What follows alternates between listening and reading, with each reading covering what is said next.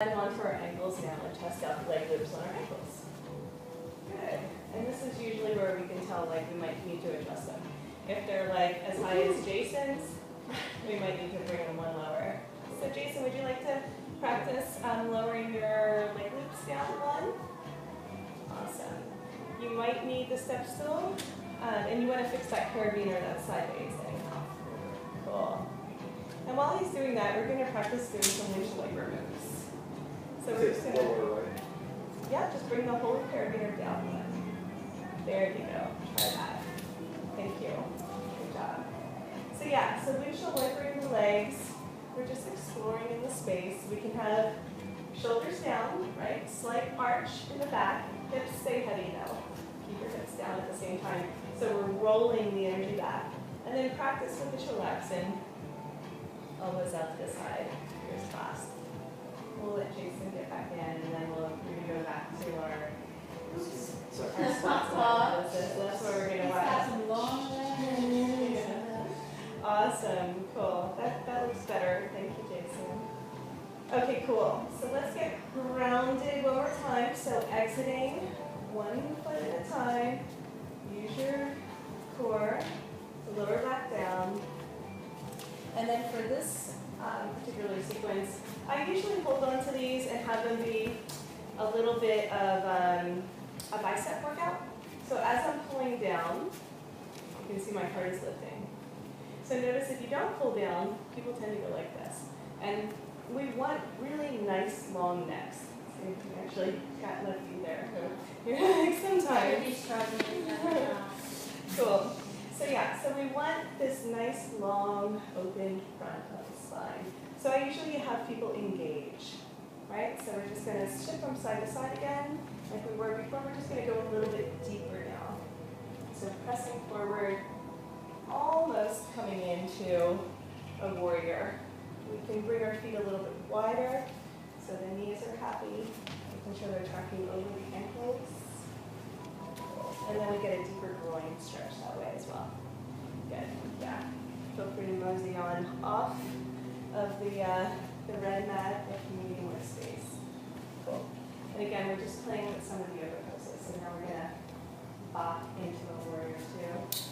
Cool. And we're just going to kind of circularly go around, so we're all going in the same direction. Good. There you go. And feel what it feels like. We're just pausing here to notice what it's like to do a warrior with the swing, supporting us. Totally different, yeah? Can you feel the difference in the body, the buoyancy and the lift as we lower? So just lower a lot. And notice how it takes so much pressure off the legs and the knees. I've had a lot of knee injuries, and I can do lots more poses in yoga than I could previously. So I'm really grateful for the opportunity to do some of these poses without feeling like I'm aggravating an old injury. And then we're just going to shift back to change sides. Beautiful. Again, exploring warrior two. Just seeing what it feels like to kind of pulse in the space. Keeping the arms really strong, torso aligned. I'm not going to go into so much of the alignment principles from yoga, but when it feels like it's important, I'll just add some specifics and particularities that will translate nicely into yoga swing. Really good. Cool. Again, we're just starting out really slow. And again, we're going to pulse from side to side. Just one breath, one movement. Feel free to kind of free flow and go at your own pace, move your own way. It's nice when we synchronize swim, but it's also okay for you to just kind of have your own exploration. Awesome. And now what we're going to do is we're going to practice going all the way around. Yeah. Merry-go-round. Nice. And of course, now we want to synchronize swim with our neighbors. Good, Jason. So Jason's got an eye on you because he's like the back of the canoe. You know, he's like, no, you just paddle, I got you. So this is good. Nice. Yeah. Yeah, if you're consistent, then he can follow you. So it'll just, yeah, good. And it looks really cool when we all synchronize. Really nice. Good job, guys. And so from here, what we're going to do is we're going to actually press forward. Next time we come forward, keep your feet wide. And when we have our arms in the leg loops, it's called angel wings. Now, if we have our arms outside of the leg loops, it's still called ankle wings. We're just playing with the leg loops right now. So it's also called peppermint patty. Sometimes it's like you get the sensation. So I made up really kind of fun names for a lot of the poses. And if we explore something and come up with something new, I'm really open to hearing what suggestions you have for different names. So please feel free to add to the mix. So from a back bend, we're going to bend our knees and come all the way forward. Beautiful. Bends. Okay, bend the knees. Keep weight in the swing. And then lean back and reach back. And again, undulate forward. The feet can be hip distance together. Just kind of explore where beautiful. And then lean back again. Beautiful. Inhale forward.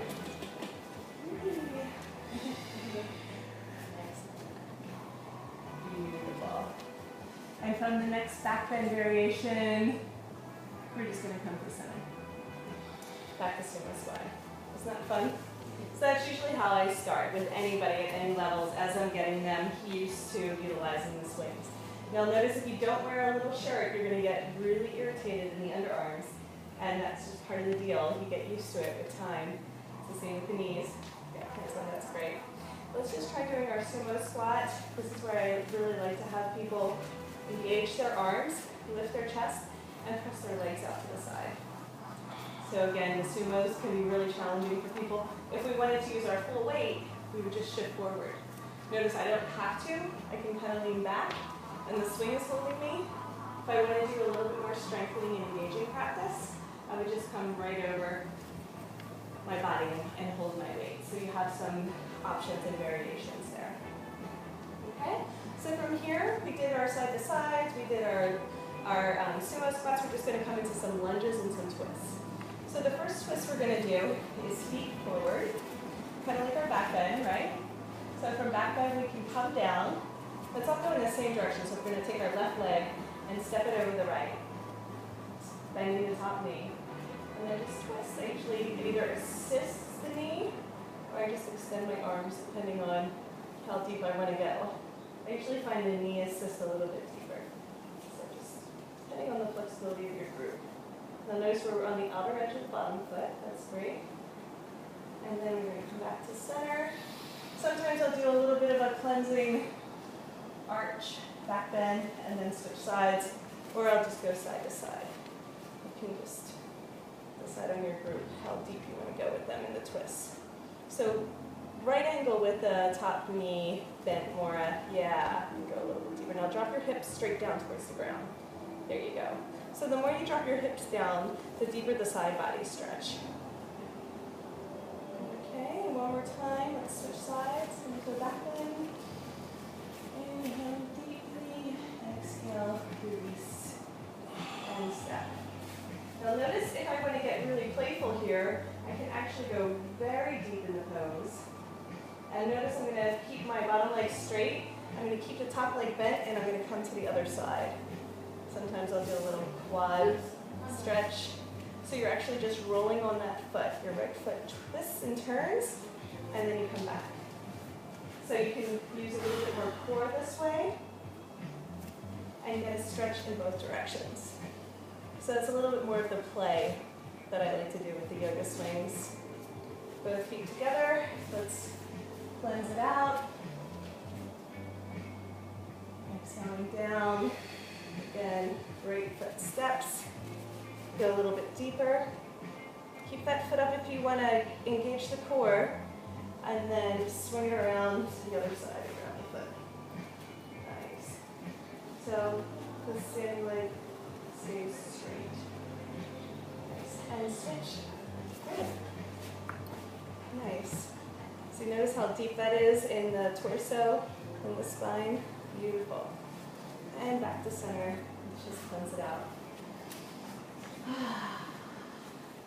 So let's everybody clasp your hands behind your neck, keeping your elbows wide, and just come into a swagger. Let your body feel completely lifted and held as you let your head and neck go into your hands. the swaying and the micro movements will start to open up and loosen the fascia around the connective tissue.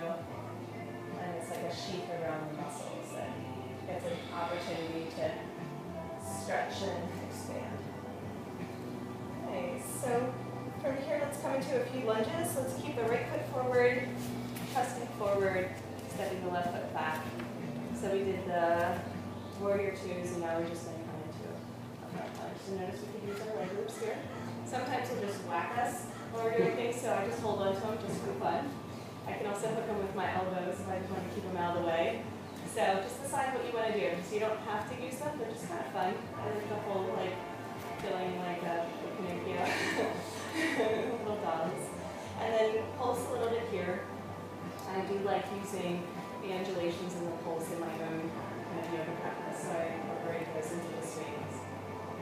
And then we're going to twist. So we all go and twist to the right.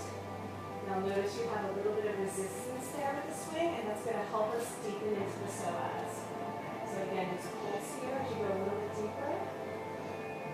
And then back to center. So when we pulse, our hands are pulling down. Yes. And then when we come back up, deepening in the hips. So we're engaging our arms way more than we normally would, right, in this pose. That's great. And then let's just twist and counterbalance to the left. A little bit of a pulse there. Make sure the legs are happy, strong and stable, knee tracking over the ankle. You guys are all awesome yogis, so you got it. To switch, I'm going to lean back, straighten both legs, push forward, right leg steps back, left knee bends. Beautiful. Again, we're going to have the pulse. Notice which part of the arms you're using here. That part that we never access, right?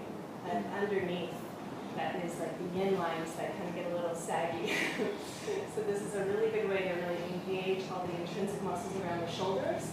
And it's a great way to start to heal some of the shoulder injuries for those that have been having that experience.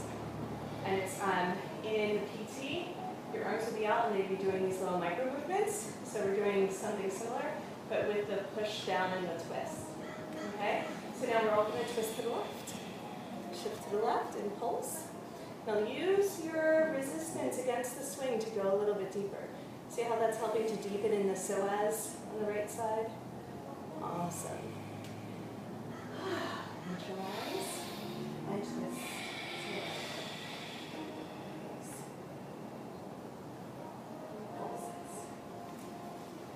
So I'm going to just let go for a second to show you what I'm doing here. So all of this has to do with, I have a background in body work and healing and all this and structural integration. So what we're doing is we're using the swing to press into those small intrinsic muscles around the rotator cuff. And this movement pretty much never happens in any exercise where it's gentle and yet strengthening. And that's what's going to heal a lot of the shoulder stuff that we're doing. The other part, you guys can come up through neutral for a second. The other part of the body that holds a lot of tension that is not accessed is the underarms. So a lot of people will experience pain and discomfort from there being pressure in the underarms, but I can guarantee that this will heal most upper body back pain.